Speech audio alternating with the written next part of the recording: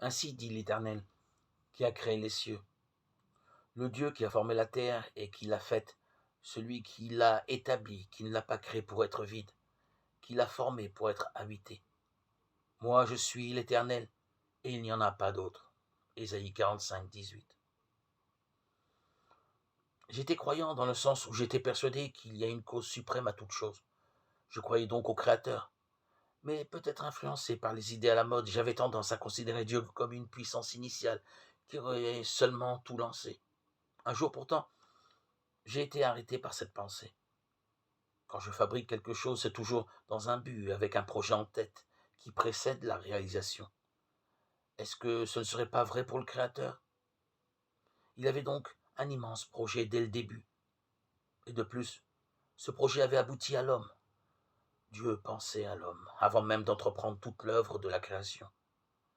J'ai alors pris conscience que c'était bien là l'enseignement de la Bible.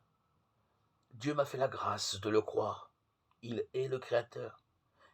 Il est aussi celui qui a tout fait dans un but, selon un plan défini. Cela me dépasse complètement, mais quand j'accepte la réalité de ce fait, je suis conduit à la louange, à l'adoration et à dire « Seigneur, que tu es grand. Oriente ma vie dans le sens de ton plan. » Jésus a enseigné à ses disciples à prier ainsi, que ta volonté soit faite dans le ciel comme aussi sur la terre.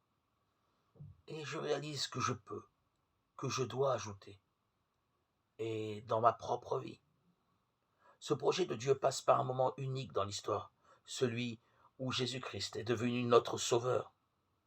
Vous avez été rachetés par le sang précieux de Christ, comme d'un agneau sans défaut et sans tache, préconnu avant la fondation du monde. 1 Pierre 1, 18-20.